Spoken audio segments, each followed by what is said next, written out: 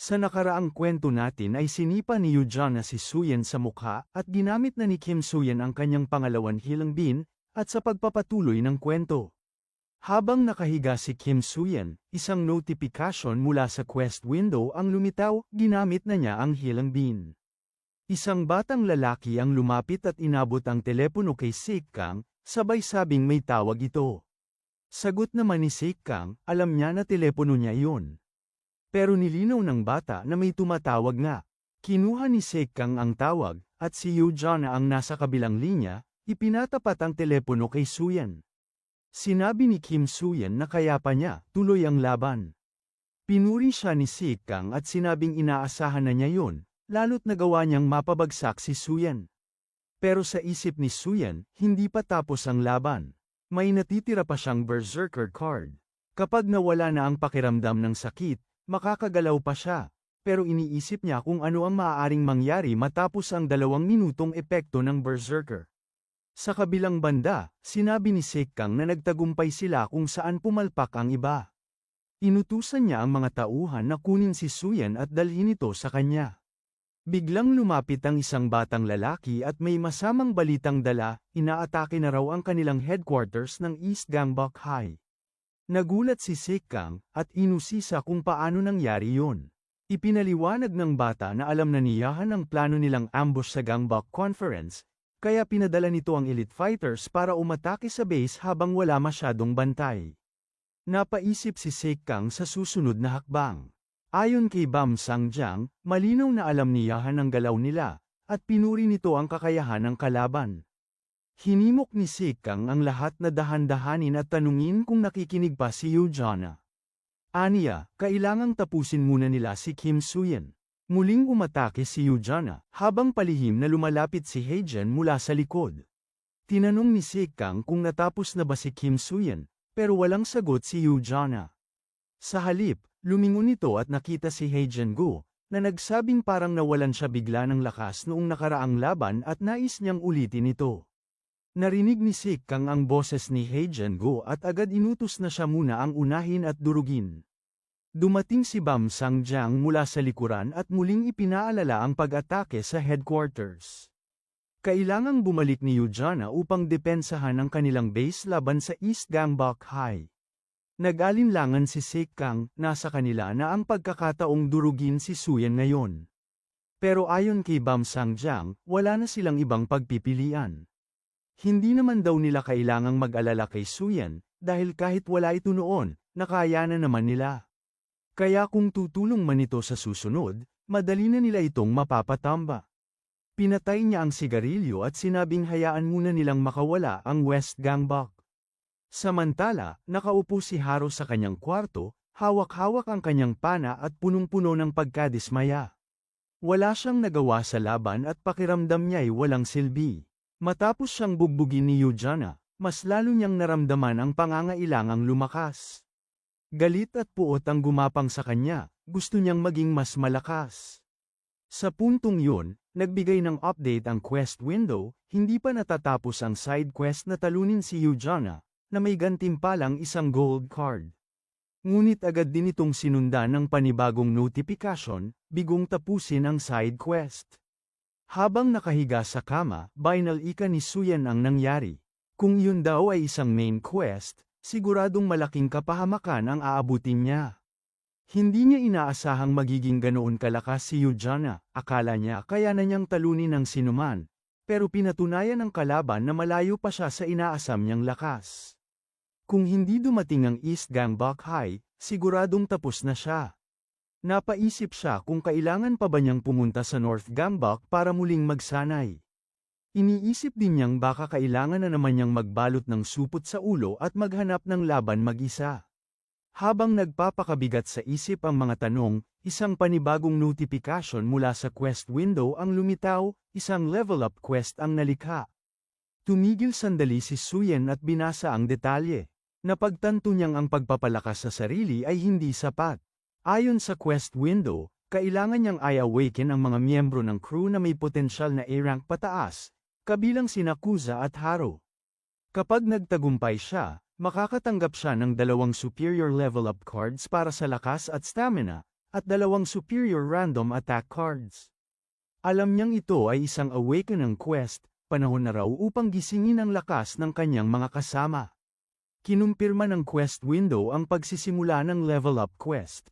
Ngunit isang tanong ang bumabagabag sa kanya, paano nga ba ang proseso ng pag-awaken? Hindi rin niya alam kung bakit excited ang iba, gayong ni siya mismo ay hindi pa alam kung paano ito gawin. Naalala niya si Hyun Dong Lee, siya ang unang nakaabot sa awakening. Pero paano niya yun nagawa? Iniisip ni Suyen na baka kailangan lang talagang bugbugin muna ng todo bago magising ang kapangyarihan. May ranggong F ang potensyal niya kaya laking gulat niya noong magising si Hyundong at lumakas. Sina Haru Song at Kuza ay may ranggong F+ at S, kapag nagising ang mga ito, baka maging kasing lakas sila ni Heijen. Ngunit ang problema, hindi niya alam kung paano mapapagana ang awakening. Lumapit siya kay Copy Cloud at nagtanong kung may alam ito. Tahimik lang na nagbabasa ng libro si Cloud at sinabing wala rin siyang alam. Patuloy ang mga katanungan sa isipan ni Kim Suyen, habang unti-unting lumilinaw na ang susunod niyang hakbang, gisingin ang lakas ng kanyang mga kasama. Simula sa gabing yun, napansin ni Kim Suyen na may kakaiba sa paraan ng pagsasalita ni Cloud, mula nang magsimula itong magbasa ng librong hawak-hawak nito, tila nag-iba ang tono at kilos. Tinanong niya si Cloud kung wala ba talaga itong alam tungkol sa awakening, at matigas nitong sagot, wala nga raw, sabay tawag sa kanya ng buffoon. Tinawag niya ulit si Cloud, at tinanong kung pwede ba siyang mahiga sa tabi ni Heijen Go. Sagot naman ni Cloud, bakit hindi? Pero umatras na lang si Suyen at nagsabing huwag na lang. Sumabat si Heijen at sinabing mas okay na raw siya kaysa kay Don. Tinanong ni Suyen kung kaya rin ba niyang gawin yon, at sumagot si Cloud na matulog na lang siya ng maayos. Pagsapit ng umaga, nagtungo silang lahat sa paaralan. Pagpasok, agad na nagreklamo ang guro. Inis nitong sinabi na ayaw niya sa eskwela at tinawag na nakakainis ang reklamo ng mga estudyante. Tanong pa niya kung ganun ba sila naapektuhan sa bagong seating arrangement.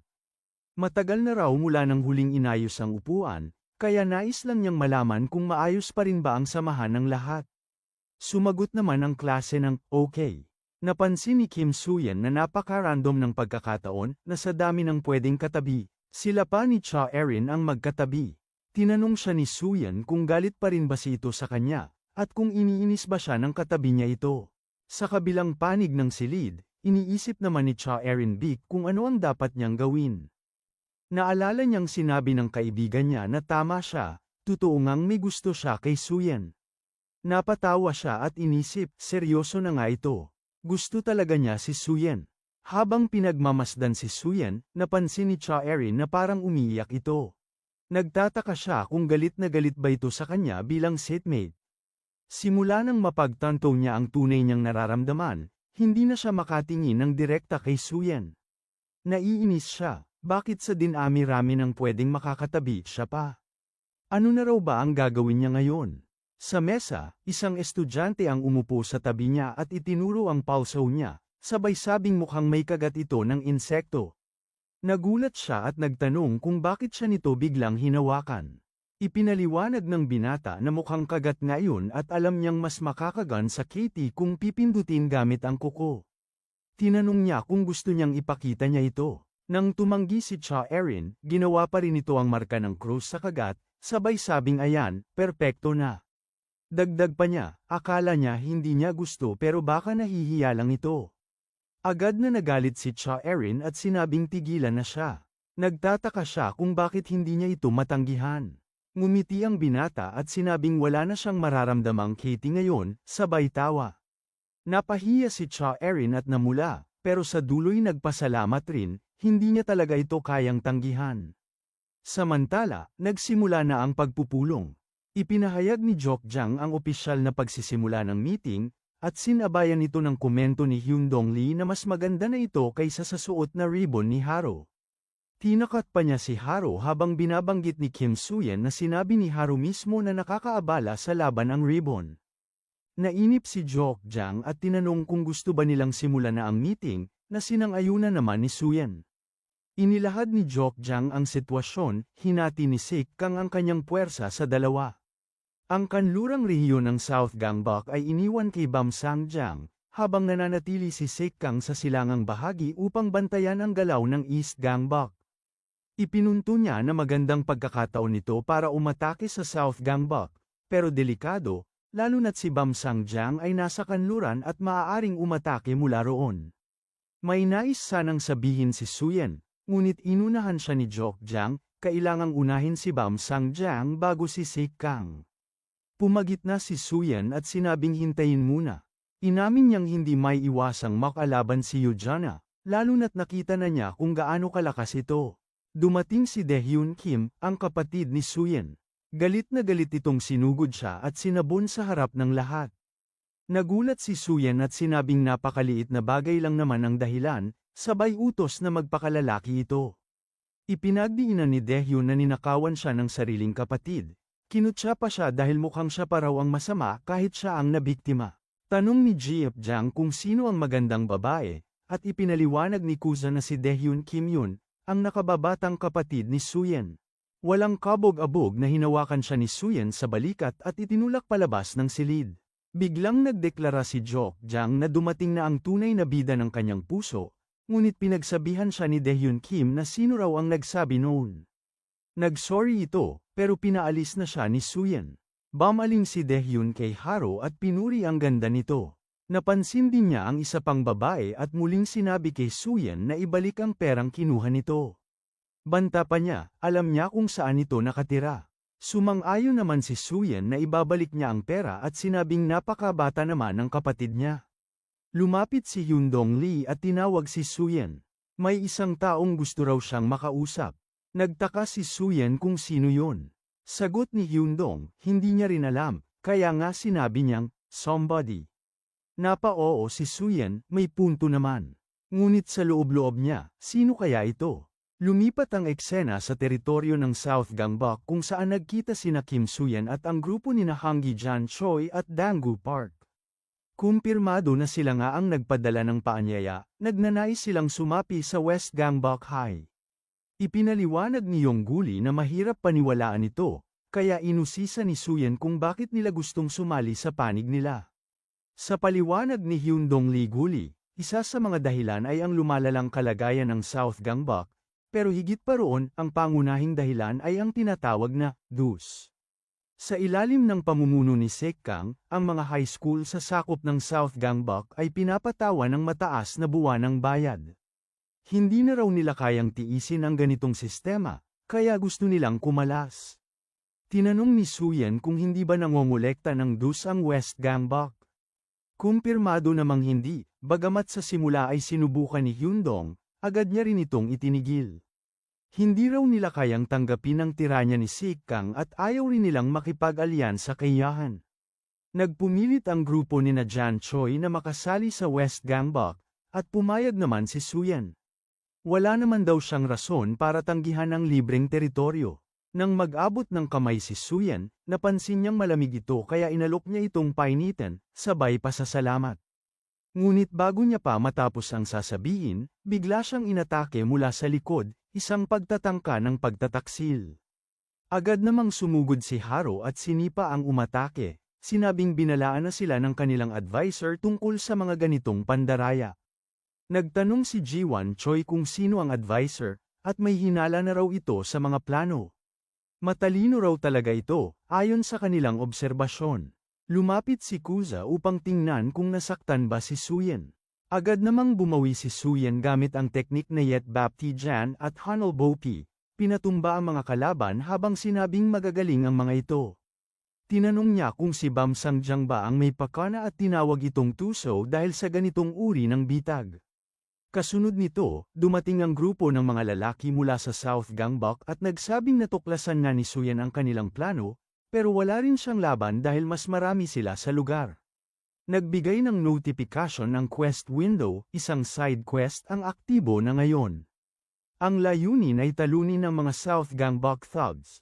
May gantimpala, isang bronze card kapag nakatalo ng 10, silver card sa 15, at gold card kung lahat ay matatalo.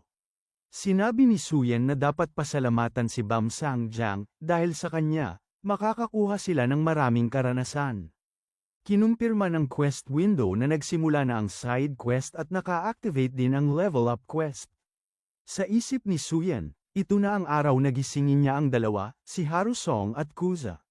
Tumango ang dalawa bilang tugon, handa na silang lumaban. Ayon kay Suyan, nagkamali ng pagtaya ang mga kalaban, minamaliit na mga ito ang West Gangbok. Ngayon, oras na para ipakita ang tunay nilang lakas. Samantala, sa kabilang lugar, tumawag si Bam Sangjang kay Sekang. Tinanong ni Sekang kung kumusta na ang sitwasyon sa kanluran at kung paano na ang plano nitong wasakin si Suyan. Sagot ni Bam, maayos naman daw lahat at kasalukuyan pa lang siyang nagpapainit. Idinagdag pa nito na natuklasan niya ang isang bagay na nakawiwili, may kapatid pala si Kim Suyan na babae, si Don Kim, na lumalabas sa social media reels. Sa isip ni Bam, lalo pang magiging masaya ang laban dahil dito. Samantala, bumalik ang eksena sa labanan. Gumamit si Kuza ng kombinasyon ng kaliwang kamay na SZ at kanang kamay na TMA, isang teknik na tinatawag niyang sistema. Nang ibinagsak niya ang kalaban, pinuna ng mga thugs na parang nagkamali siya ng bigkas, sabay tawanan. Tinawag siyang katawa-tawa at pinagbantaan na dudurugin siya ngayong araw. May isang sumipa kay Kuza ngunit mabilis niya itong naiwasan, sabay sabing siya ang dudurog sa kanila. Habang tuloy-tuloy ang laban, iniisip ni Kuza kung kailangan ba talaga niyang iwasan lahat ng atake. Wala na raw kasi siyang nararamdaman, parang pinunit na rin ang puso niya. Pinatumba niya ang grupo, sabay sabing mukhang may malalim silang pinagdadaanan pero hindi na niya gustong alamin pa. Sa kabilang banda, napansin ng isang thug kung gaano kagaling si Kujaya, na kilala rin sa palayaw na El Diablo. Hindi makapaniwala ang isa pa kung paanong isang tulad ni Kuza, mataba, pangit, at tila walang kakayahan, ay napakalakas. Inis na inis ito sa realidad na ang isang nakakadiring nilalang ay may ganitong lakas. Sinagot naman ni Kuza na tapusin na lang nila ito. Nagbigay ng update ang quest window, ginamit na ni Kuza ang driving technique. Sa kasagsagan ng laban, bigla siyang sinampal ni Kim Suyan. Nagulat si Kuza at nagtanong kung bakit, ngunit sagot ni Suyan, wala lang. Sa isip ni Kuza, napaka-weird talaga ng taong yun. Sa kalagitnaan ng bakbakan, sinampal ni Kim Suyan si Yakuza at sinabi nitong huwag na lang intindihin yun, basta gawin na lang ang kailangan niyang gawin. Wala lang daw, trip lang niya. Dagdag pa niya, kung sakaling makaramdam si Yakuza ng pag-awakening, sabihin niya agad sa kanila. Nagtanong naman si Kuza kung ano ang ibig sabihin ni Suyan sa awakening. Samantala, biglang umatake si Haro at nagulat ang lahat ng mapansing isa pala siyang babae na agad din niyang pinabulaanan. Isa siyang estudyante mula sa North Gangbok High. Tinutukan niya ang mga kalaban, ipinakita ang lakas at kakayahan, at sinabi sa sarili niyang hindi na siya matatalo ulit. Habang binabanatan niya ang isa sa mga thugs, isa sa mga ito ay nagbiro pa at humiling na suntukin din siya dahil isa raw siyang masamang bata. Sa kabila ng pagiging babae, hindi siya nagpatinag at patuloy na lumaban, palaban pa ring sinasabi sa sarili na kailangan niyang lumaban sa mas malalakas na kalaban para tuluyang lumakas. Nagbigay ng abiso ang quest window, nagamit niya ang drive technique. Sa puntong ito, sinampal din siya ni Kim Suyan, na ikinagulat niya. Tinanong niya kung bakit niya ginawa iyon. Wala rin daw dahilan, ayon kay Suyan, at sinabing huwag na lang siyang pansinin at ituloy na lang ang ginagawa niya. Umiwas si Haro, sinabing paano niya gagawin yun kung basta na lang siya sinampal ng walang dahilan. Sumagot si Suyan, tinatanong kung nagnanais ba siyang mag-awaken. Nalito si Haro at tinanong kung ano ba talaga ang pinagsasabi nito. Tahimik na nagmuni-muni si Suyan. Bakit wala pa ring ni isa sa mga kasamahan niya ang nag-a-awaken? Naisip niyang baka may espesyal na kondisyon para mangyari ito. Akala niya, sapat na ang masapak o masaktan habang nasa gitna ng laban. Naisip niya pa nga kung dapat ba niyang mas lakasan pa ang pananakit. Biro pa niya, baka kailangan ng Dempsey roll, pero agad din niyang binawi at sinabing huwag mag-eksperimento ng kung ano-ano. Nag-abiso muli ang quest window, natapos na ang laban. Tagumpay siya sa pagtapos ng lahat ng kalaban. Umupo si Kim Suyan sa dibdib ng isa sa kanila at napabuntong hininga. Hindi pa rin niya napa-awaken ang kahit sino sa dalawa. Napasigaw siya, "Please, huwag niyo akong patayin." Patuloy siyang nagtanong sa sarili kung paano niya mapapa-awaken ang kanyang mga kasamahan at kung paano niya matatapos ang quest na ito kung wala naman siyang ideya kung paano gumagana ang awakening. Kahit papaano, nakatapos siya ng isang quest. Bilang gantimpala, nakatanggap siya ng gold card, isang ordinaryong card na malakas laban sa mahina pero mahina laban sa malakas. Napabuntong hininga siya, ayaw niya sa ganoong mga tao.